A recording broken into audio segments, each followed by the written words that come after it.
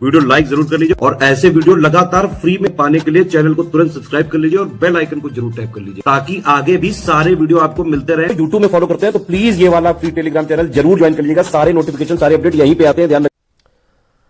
नमस्कार साथियों, स्वागत है आप सभी का स्टेट पीसीएस प्रिपरेशन में। मैं ग्राम विकास अधिकारी निशित मिश्रा स्वागत करता हूं अपने इस छोटे से चैनल पर। साथियों, आप लोग तैयारी कर ही रहे होंगे और मैं भी जो है लगातार आपकी सहायता के लिए धनाधन वीडियो बना रहा हूं और आप लोग देख भी रहे हैं, पसंद भी कर रहे हैं और कमेंट से पता चलता है।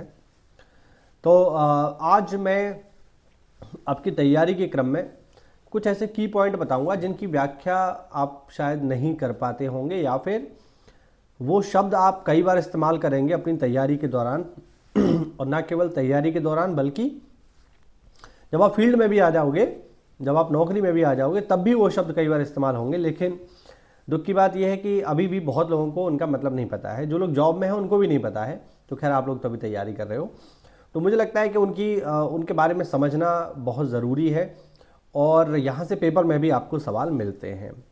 ठीक है, तो चलिए कुछ बेसिक बातें हम लोग यहाँ करते हैं। सबसे पहले मैं आपको बताता हूँ कि ग्राम क्या होता है। बहुत सारी चीज़ों पे चर्चा करूँगा। ग्राम क्या होता है, ठीक है, ग्राम पंचायत कैसे बनती है, ग्राम सभा कैसे बनती है, इनका कोरम क्या होता है, राजस्व गांव क्या होता है, न्याय पंचायत का कॉन्सेप्ट क्या है, क्लस्टर क्या होते हैं। ठीक है, ये सब कुछ बेसिक बातें हैं। इनमें से बहुत सारी बातें मैं आपको वीडियोस में बता चुका हूँ, लेकिन मुझे लगता है कि रिवीजन ही जो है एक इम्पॉर्टेंट की है सफलता की। तो और ये चीज़ें इंपॉर्टेंट है, एग्जाम में आ सकती हैं, इस वजह से मैं आपसे चर्चा कर रहा हूँ। सबसे पहले अगर हम ग्राम की बात करें कि पंचायत का गठन किस ग्राम पर किया जाता है, तो जब हमने पहला लेक्चर लिया था तो हमने चर्चा की थी उत्तर प्रदेश में। खासकर मैं उत्तर प्रदेश के बारे में बात करूंगा यहाँ पर। भारत के अलग अलग क्षेत्रों में ग्राम पंचायत बनाने की व्यवस्था अलग अलग है। तो अगर हम अगर हम उत्तर प्रदेश की बात करेंगे तो पंचायती राज अधिनियम 1947 के अनुसार पंचायत का गठन ऐसे गाँव पर किया जाता है जिसकी आबादी कम से कम 1000 हो। तो 1000 की आबादी वाले गाँव को हम जो है पंचायत घोषित करते हैं। ठीक है, अब पंचायत में जब हम आ जाते हैं तो पंचायत में दो तरीके की संस्थाएं हमें देखने को मिलती हैं। पहली संस्था होती है ग्राम पंचायत, दूसरी होती है ग्राम सभा। इंपॉर्टेंट है, दोनों को मैं कई बार बता चुका हूं, फिर से बता देता हूं। ग्राम पंचायत क्या होती है? ग्राम पंचायत का निर्माण होता है गांव के प्रधान जी से, प्लस गांव में जो वार्ड मेंबर होते हैं उनसे, और प्लस हमारे सचिव जी से, यानी ग्राम पंचायत अधिकारी या ग्राम विकास अधिकारी से। तो ग्राम पंचायत मुख्यतः 3 संस्थाओं से मिलकर के बनती है। प्रधान जी, सेकंड गांव के मेंबर्स, वार्ड मेंबर्स, और तीसरे हमारे ग्राम पंचायत या ग्राम विकास अधिकारी। ये तीनों जब मिल जाते हैं तब जन्म होता है ग्राम पंचायत का। अक्सर करके पेपर में ग्राम पंचायत का कोरम पूछा जाता है, तो बिल्कुल स्पष्ट कर दूं, ग्राम पंचायत ग्राम पंचायत के कोरम से पहले बहुत सारे लोगों ने सवाल पूछा कि इसकी बैठक कौन बुलाता है। तो मैंने कमेंट में भी इसका रिप्लाई किया था, वैसे ही बताया था कि बैठक के लिए सीधा सा नियम है। मैं पहले भी बता चुका हूँ कि बैठक जो होगी, ये पंचायती राज जो अधिनियम है 1947 का उसके नियम नंबर 33 के अनुसार चाहे ग्राम सभा की बैठक हो या ग्राम पंचायत की बैठक हो, ये सारी की सारी मीटिंग्स जो है, ये सारी की सारी बैठक जो है प्रधान जी बुलाते हैं, हमेशा ध्यान रखना। तो प्रधान जी इन मीटिंग्स को बुलाएंगे, ठीक है, ये बात ध्यान रखना। अब इन मीटिंग का कोरम क्या होता है? अगर हम पंचायत की बात करें, ग्राम पंचायत की बात करें, तो ग्राम पंचायत की मीटिंग का कोरम क्या होता है? तो ध्यान रखिएगा, ग्राम पंचायत की मीटिंग का जो कोरम होता है ये होता है 1/3।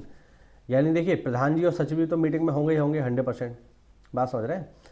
बाकी बचे सदस्य, मेंबर्स, वार्ड मेंबर्स। तो वार्ड मेंबर्स कम से कम 1/3 होने चाहिए, यानी जो कुल संख्या है।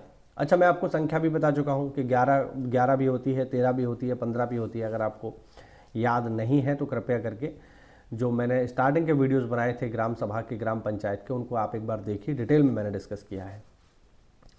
तो जो भी आपके संस्था है, तो ग्राम पंचायत की कुल सदस्य संख्या का 1/3 जो है कोरम है ग्राम पंचायत की बैठक के लिए। ध्यान रखना, मैं ग्राम पंचायत की बात करता हूँ।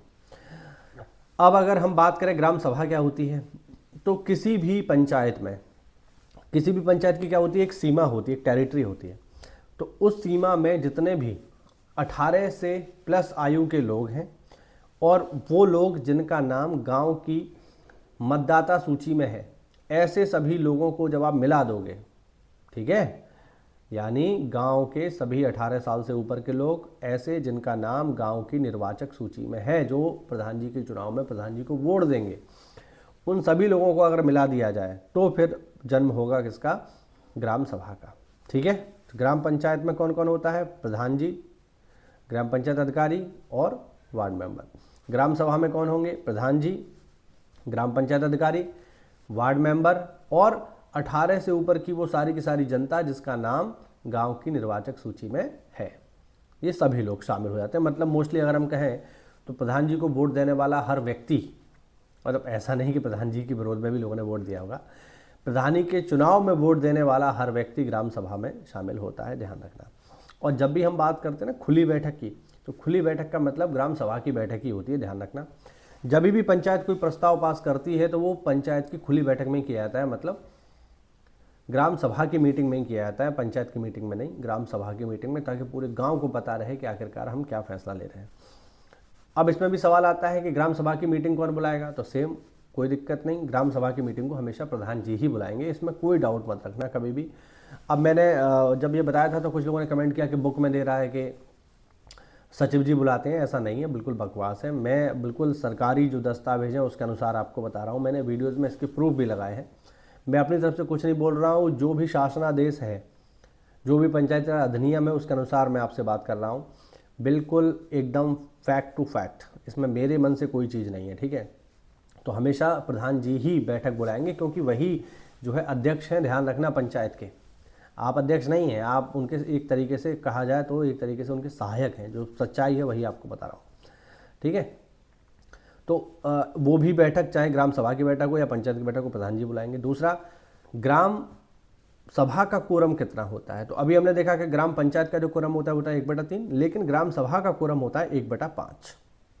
हमेशा ध्यान रखना, ग्राम सभा का कोरम 1/5 और ग्राम पंचायत का कोरम 1/3।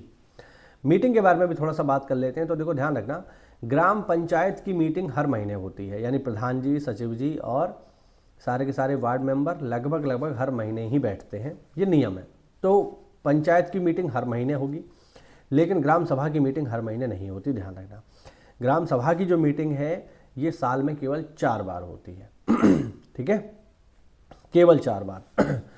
ठीक, कौन कौन सी होगी? तो पहली होती है 2 अक्टूबर को, गांधी जी का जन्म दिवस है। दूसरी होती है 15 अगस्त को, और तीसरी और चौथी होती है खरीफ और रबी की फसल पे। ठीक है, चलिए आगे बात करते हैं हम लोग राजस्व गांव के बारे में। राजस्व गांव क्या होता है? राजस्व गांव या रेवेन्यू विलेज एक ऐसा विलेज होता है, एक ऐसा गांव होता है जहां से कोई रेवेन्यू प्राप्त किया जाता हो, जहां से कोई राजस्व प्राप्त होता हो, ऐसे गांव को हम बोलते हैं राजस्व गांव। ठीक है, अब राजस्व गांव जो होते हैं वो 2 तरीके के होते हैं। पहले होते हैं आबाद और दूसरे होते हैं गैर आबाद। आबाद और गैर आबाद क्या है? ऐसा कोई गांव जो आबादी से पूरी तरीके से, जहां आबादी हो, कम से कम 1000 की आबादी अगर किसी गांव में रह रही है और वहां से कोई रेवेन्यू जनरेट होता है, तो उसे हम लोग कहते हैं आबाद राजस्व गांव। और दूसरा होता है गैर आबाद राजस्व गांव, यानी जहां पर आबादी नहीं है लेकिन रेवेन्यू जनरेट होता है। आबादी नहीं है तो कहां से रेवेन्यू जनरेट होता है? तो जैसे कोई खेत है, खेती है, या कोई भूमि है जहां से कोई रेवेन्यू आ रहा हो, लेकिन वहाँ लोग नहीं रह रहे हैं, केवल खेती खेत है, तो इस तरीके के गांव को हम लोग बोलते हैं गैर आबाद राजस्व गांव। तो ध्यान रखना, रेवेन्यू विलेज क्या होता है? रेवेन्यू विलेज मतलब यहाँ से कोई रेवेन्यू जनरेट हो रहा हो। 2 तरीके के होते हैं, आबाद और गैर आबाद। अगला जो इसमें कॉन्सेप्ट है वो है न्याय पंचायत का, ये भी आप समझ लो। अब न्याय पंचायत क्या होती है? वैसे तो अगर हम न्याय पंचायत की बात करें तो न्याय पंचायत जो है, एक तो इस स्तर पे है कि न्याय को आम जनता तक सुलभ बनाने के लिए हम क्या करते हैं, पंचायत स्तर पर ही न्याय की व्यवस्था कर देते हैं, जहां पर छोटे छोटे अपराधों के लिए पंचायत स्वयं फैसले ले सकती है। जुर्माना भी लगा सकती है 100 रुपये तक का, है ना, और छोटे मोटे दंड भी दे सकती है, जैसे माफ़ी वगैरह मांगना, या जो है बहुत छोटे छोटे दंड दे सकती है। गंभीर अपराधों में हत्या, लूट, मर्डर, बलात्कार में पंचायत फैसले नहीं लेती है, न्याय पंचायत नहीं होती है, वो फिर सीधे कोर्ट में जाते हैं। लेकिन छोटे छोटे मामलों में जो है पंचायत स्तर से न्याय देने के लिए कॉन्सेप्ट बनाया गया है न्याय पंचायत का। लेकिन जब हम पंचायत में आ जाते हैं, जब हम पंचायती राज में आ जाते हैं, तो यहाँ पर न्याय पंचायत का को हम लेते हैं क्लस्टर के फॉर्म में। क्लस्टर मतलब, क्लस्टर क्या है? तो क्लस्टर का मतलब होता है कि 11 से 13 हज़ार की आबादी के गांव के समूह को हम लोग बोलते हैं एक क्लस्टर या एक न्याय पंचायत। ठीक है, यानी 11 से 13 हज़ार की आबादी का जो गांव का समूह बनेगा उसको एक क्लस्टर कहा जाता है। ठीक है, जब आप सेलेक्ट हो जाओगे तो आपको पंचायत नहीं मिलेगी, आपको मिलेगा क्लस्टर। ठीक है, अब उस एक क्लस्टर में 2 गांव भी हो सकते हैं, 3 गांव भी हो सकते हैं, 4 गांव भी हो सकते हैं, 5 गांव भी हो सकते हैं, 10 गांव भी हो सकते हैं।